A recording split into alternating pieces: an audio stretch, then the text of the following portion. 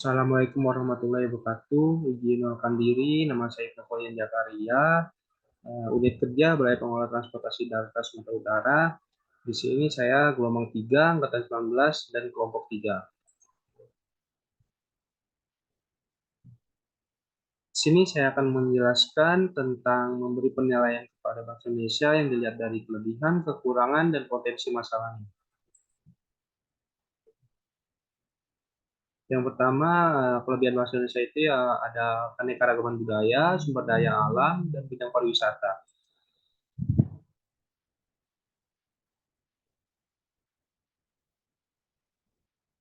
Keanekaragaman budaya. Indonesia memiliki lebih dari 17.000 pulau. Oleh karena itu, Indonesia memiliki ratusan suku bangsa yang berbeda yang menghasilkan keragaman budaya, bahasa, dan adat istiadat yang kaya. Indonesia memiliki pakaian adat, rumah adat yang berbeda-beda setiap pulau. Hal ini membuat Indonesia menjadi tempat yang menarik untuk jelajahi yang mengalami keanekaragaman budaya ini. Yang kedua ada sumber daya alam. Indonesia memiliki sumber daya alam yang melimpah, seperti tambang, minyak, gas alam, hutan tropis, dan keanekaragaman hayati. Hal ini memberikan potensi ekonomi yang besar untuk Indonesia dan menjadi sumber pendapatan yang besar melalui ekspor. Apalagi dengan adanya hilirisasi yang disampaikan oleh Presiden Bapak Insinyur Joko Widodo yang membuat meningkatnya perekonomian di Indonesia. Yang ketiga ada potensi pariwisata. Indonesia memiliki keindahan alam yang menakjubkan seperti pantai, gunung, dan taman nasional yang memikat wisatawan. Destinasi populer seperti Bali, Jogja, dan Raja Ampat menarik banyak wisatawan baik domestik maupun internasional. Kekurangan, yang pertama itu ada korupsi. Eh, Korupsi masih menjadi masalah di Indonesia. Meskipun terdapat upaya pemberantasan korupsi, namun masih ditemukan kasus korupsi yang melibatkan pejabat pemerintah dan sektor swasta. Korupsi dapat menghambat pertumbuhan ekonomi dan menciptakan ketidakadilan sosial. Yang kedua itu ada ketimpangan sosial. Ketimpangan pendapatan dan kesenjangan sosial masih menjadi masalah di Indonesia. Beberapa daerah dan kelompok masyarakat masih mengalami kesulitan akses pendidikan, layanan kesehatan, dan lapangan kerja yang layak. Potensi di Indonesia sendiri memiliki banyak potensi. Tapi saya ambil lingkup besar potensi yang sangat besar yang ada di Indonesia. Yang pertama itu ada potensi sumber daya alam. Potensi sumber daya alam yang tadi sudah saya jelaskan, di Indonesia memiliki sumber daya alam yang melimpah, seperti tambang, minyak, gas alam, hutan tropis, dan keanekaragaman hayati. Hal inilah yang membuat Indonesia menjadi negara yang besar dan maju. Yang kedua ada potensi maritim. Indonesia memiliki potensi ekonomi maritim yang sangat besar, karena sebagian besar wilayah Indonesia terdiri dari lautan dan perairan.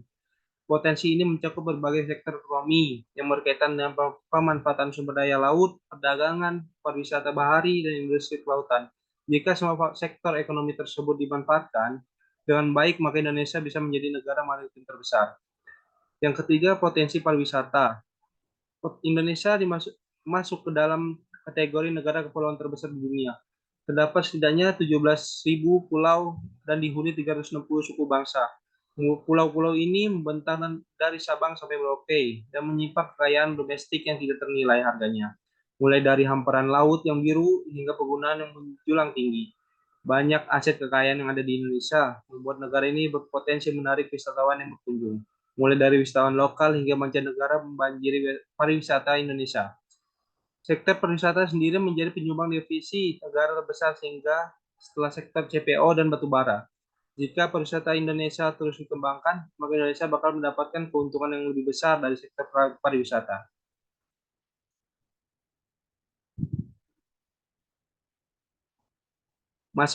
Yang ada masalah di Indonesia ini yang pertama yaitu pendidikan. Pendidikan di Indonesia memiliki ketimpangan pendidikan antara daerah perkotaan dan pedesaan. Fasilitas dan kualitas pendidikan di perkotaan umumnya lebih baik daripada di pedesaan. Akses yang sulit menuju pendidikan, terutama di daerah terpencil pedalaman, dan juga kualitas infrastruktur yang kurang memadai, terutama di daerah-daerah yang sulit dijangkau. Yang kedua sendiri ada pengangguran. Menurut saya Jika masalah pendidikan ini bisa cepat teratasi, maka masalah pengangguran dan kemiskinan ini bisa cepat teratasi. Ada tiga tokoh inspiratif bagi saya. Yang pertama itu ya, Insinyur Haji Joko Widodo. Bapak Insinyur Haji Joko Widodo ini menjabat 2 periode. Banyak memberikan kontribusi yang sangat besar bagi kemajuan bangsa Indonesia, baik dari sisi pembangunan nasional dan peningkatan ekonomi. Terutama kebijakan Bapak Jokowi yang terus menekankan hilirisasi. Menurut saya hal ini bisa membuat negara kita menjadi negara yang maju. Yang kedua, Bapak Budi Karya Sumadi. Pembangunan infrastruktur dan pengupayaan agar infrastruktur yang dibangun selalu memberikan manfaat yang sebesar-besarnya bagi masyarakat. Salah satu program unggulan Kementerian Perhubungan seperti revitalisasi sarana dan prasarana angkutan jalan, pengembangan tol laut, pembangunan bandara di daerah terpencil, tertinggal, depan, dan perbatasan, serta program strategis lainnya untuk mewujudkan Indonesia maju, adil, dan makmur. Yang ketiga ada Ibu Susi Pujiastuti, merupakan mantan Menteri Kelautan dan Perikanan Indonesia. Beliau dikenal akan kebijakan yang tegas terhadap penangkapan ikan ilegal. Tindakan penenggelaman sebagai cara pemusnahan kapal mensimbolkan sikap tegas pemerintah untuk menumbuhkan efek jera dari pelaku maupun masyarakat. Berkat ketegasan Indonesia dalam memberantas UU fishing selama ini, neraca dagang perikanan Indonesia menjadi nomor 1 di Asia Tenggara. Prestasi lainnya juga ditorehkan Indonesia sebagai negara penyuplai ekspor tuna terbesar di dunia. Upaya tersebut termasuk menjaga tanah air agar tidak terus-menerus diekspos oleh negara asing secara terus-menerus. Terima kasih. Kurang lebihnya mohon maaf. Wassalamualaikum warahmatullahi wabarakatuh.